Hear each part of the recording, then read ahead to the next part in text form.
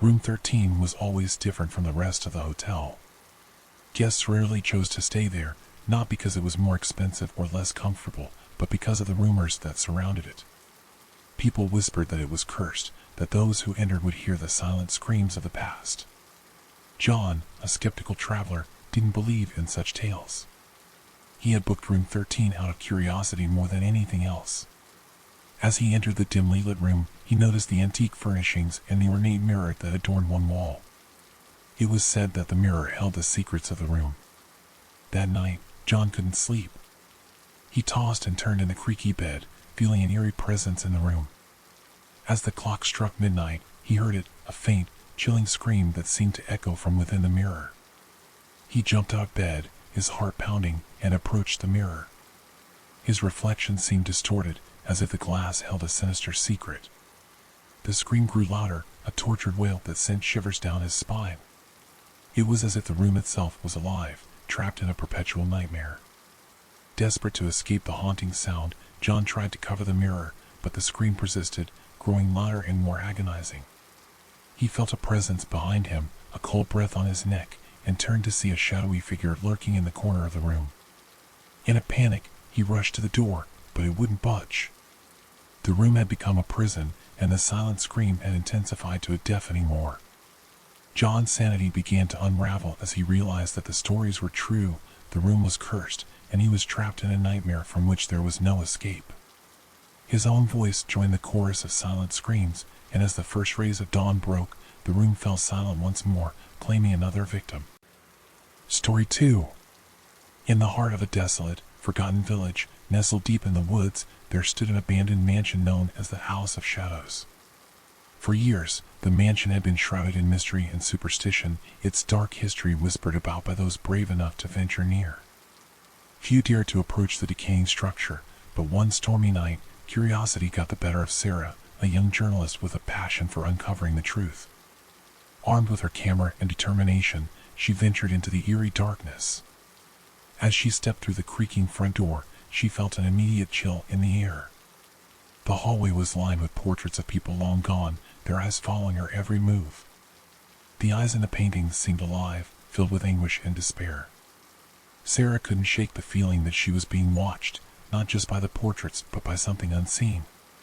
Ignoring her unease, she pressed on, exploring room after room, each one more unsettling than the last. In the heart of the mansion, she discovered a hidden chamber, its walls covered in cryptic symbols and eerie drawings.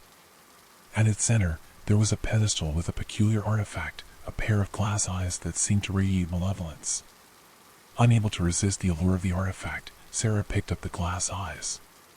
As she did, a chorus of whispers filled the room, a cacophony of voices from the forgotten past. She dropped the eyes in terror, but they rolled to her feet, beckoning her to pick them up once more. The voices grew louder, their words unintelligible yet hauntingly familiar. Sarah felt a presence, a malevolent force that began to envelop her. It was as if the very essence of the mansion's dark history had consumed her.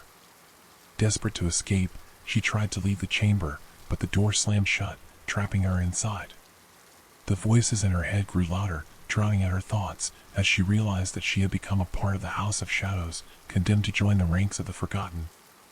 As the first light of dawn broke, the mansion stood silent once more, its secrets buried with Sarah, the journalist who had dared to uncover the truth behind the eyes of the forgotten. Story 3. The old asylum had stood on the outskirts of town for decades, a grim reminder of a darker time. Its windows were shattered, its walls covered in graffiti, and its halls whispered of long-forgotten suffering. But it was the perfect setting for a group of thrill-seekers on a dare. Ella and her friends had heard the stories of the midnight secrets that the asylum held. They decided to investigate on a moonless night, their flashlights cutting through the thick, suffocating darkness. As they entered the asylum, a chill ran down Ella's spine. She felt eyes watching her from the shadows, but her friends laughed off her unease. They ventured deeper into the decaying building, their footsteps echoing eerily through the empty halls. The air grew colder, and their breaths hung like ghostly apparitions in front of them. They stumbled upon a door marked restricted area and couldn't resist the temptation. They pushed it open, revealing a room filled with disturbing medical equipment and restraints. As they explored further, they found patient records scattered on the floor. The records told of cruel experiments, unethical treatments, and the suffering of those who had once called the asylum home. It was a chilling glimpse into the past. Suddenly, they heard a faint sound, a child's laughter echoing from the darkness. Panic surged through the group as they followed the sound, which led them deeper into the asylum's labyrinthine corridors. The laughter grew louder, more unsettling, until they reached a room bathed in an eerie blue light. There, in the center of the room, they saw a spectral figure, a young girl in a tattered hospital gown. Frozen in terror, they watched as the girl extended a bony finger, pointing to the corner of the room where a dusty crib stood. Inside, they saw a pale, lifeless doll, its eyes fixed on them. Before they could react, the room plunged into darkness, and the girl's laughter turned to anguished cries. Ella and her friends fled in a frenzy, their screams echoing through the asylum's haunted halls. They emerged into the moonlit night, shaken and pale, vowing never to speak of what they had witnessed. The midnight secrets of the abandoned asylum would remain hidden, but the horror of that night would haunt them forever. Story 4. In the heart of the city stood an old, forgotten theater, its grandeur long faded. It was said to be haunted, a place where the spirits of performers from a bygone era still lingered. Among them was the elusive phantom, a legend that had passed down through generations. Mia, a talented soprano seeking fame, had heard the stories but dismissed them as mere superstition. She believed that performing in the haunted theater would be her ticket to stardom. One fateful evening, she stood on the theater stage, bathed in the soft glow of the spotlight, ready to sing her heart out. As she began her aria, a hauntingly beautiful melody filled the air. But it wasn't her voice. It was a lullaby, a ghostly serenade that seemed to come from nowhere. Mia's voice faltered, and she turned to see a figure in a tattered opera costume standing in the shadows. The phantom, as the legends had described, was real.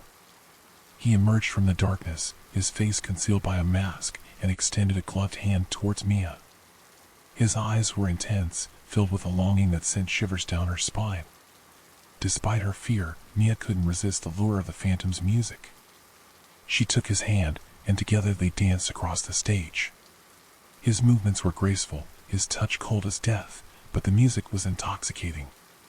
As the performance reached its climax, the audience watched in awe, unaware of the spectral presence that danced with Mia.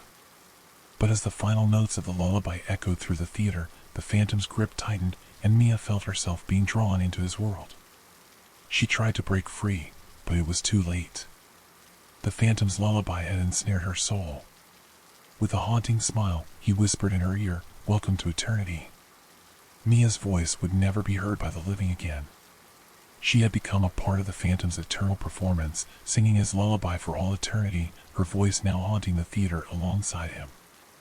And so, the legend of the haunted theater lived on, as did the haunting melody of the phantom's lullaby.